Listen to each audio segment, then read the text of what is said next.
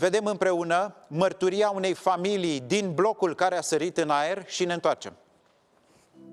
Culoarea aerului era maro închis, ce vedeam spre camera fetelor, și particule de praf vedeam. Am călcat cumva pe peretele vecinilor, care s-a dus înspre bucătăria noastră. Practic am intrat prin casa vecinilor să recuperez cățelul. Era pe teritoriul apartamentului, chiar dacă apartamentul nu mai avea pereți, ea își păzea teritoriul. Vinerea trecută, ora 9:07 dimineața, explozia devastatoare din Rahova l-a găsit pe Dan, al cărui apartament era cel mai apropiat de cele două distruse complet, în afara clădirii. În casă era soția Natalia și cele două fiice de 14 și 16 ani. Liniștea căminului lor a fost spulberată de suflul deflagrației și zgomotul asurzitor, urmate de valuri de cioburi, bucăți de beton și praf.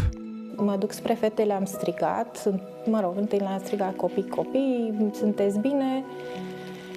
Și mi-aduc aminte, culoarea aerului era maro închis, ce vedeam înspre camera fetelor, și particule de praf vedeam și nu puteam să avansez și nu-mi dădeam seama dacă mă aud.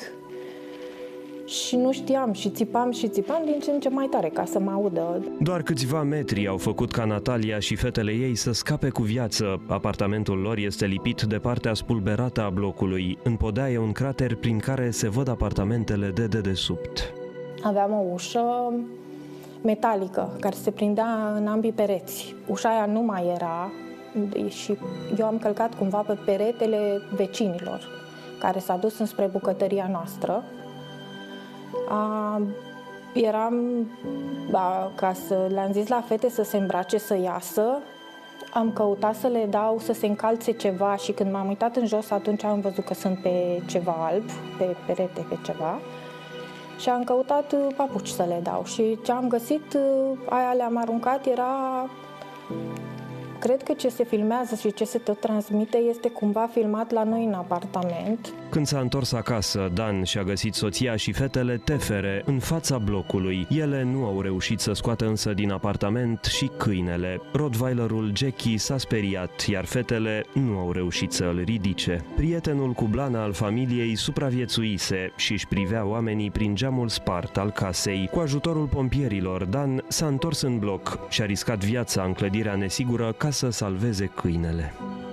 Nu mai exista perete interior, pereți exterior cu vecinii nu mai existau. Practic am intrat prin casa vecinilor să recuperez cățelul. Era pe teritoriul apartamentului, chiar dacă apartamentul nu mai avea pereți, ea își păzea teritoriul. Și ați intrat cu pompieri pentru că pe dumneavoastră vă cunoaște, practic. Da. Și cu mine a acceptat să vină, am găsit, m-am uitat așa peste măluz, am găsit o curea, pentru că unde îi țineam lesa era într-un dulap care nu mai era de mult accesibil. Am găsit o curea, am legat-o cu cureaua aia și am putut să cobor cu ea, dar... După explozie, Natalia și Dan au găsit o cazare temporară la o oră de condus de București, dar părinții nu au vrut ca fetele să piardă și ultima parte stabilă a vieții lor, școala. Așa că au cerut ajutor, iar Habitat for Humanity le-a găsit o locuință cu chirie în același cartier. Pentru copii este bun, pentru școală și e perfect, e din deznădejdea aia cu care am ieșit, că nu mai aveam unde sta.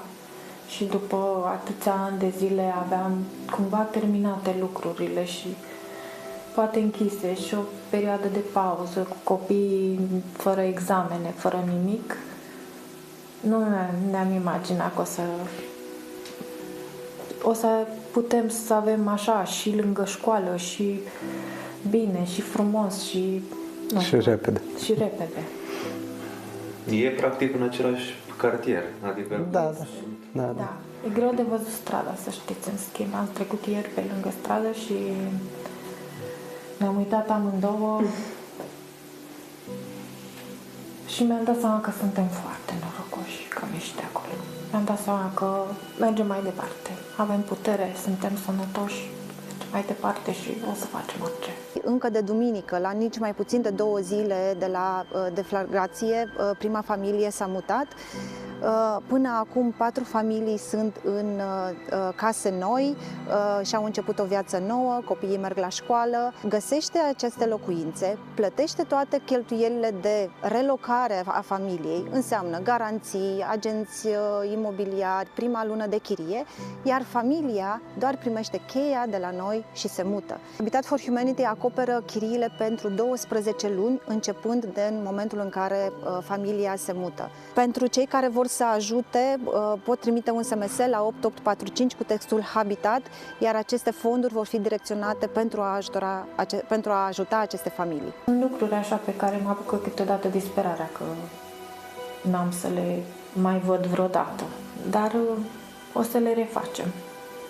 Dar am sentimentul acum că poate nu trebuia să ne legăm atât de mult, nu știu, sufletește de ceva. Vă rog să mă credeți că mă uit aici și mă gândesc că ok, o să vedem.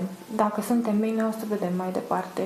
O să ne descurcăm cum. În continuare, sute de oameni care locuiau în blocul din Rahova au nevoie de ajutor, fie că este vorba despre chirii, bani sau consiliere psihologică. Eu, dacă mă întrebați, nici acum nu mi este foarte clar ce ar trebui să fac. Dar ne-am luat senzor de gaz pentru aici, să știți. Mi-este foarte greu să urc în bloc și mai sunt așa, când se mișcă ceva și eu sunt relaxată și mă visez în fiecare noapte că strâng lucrurile din casă. Vă reamintesc, este informația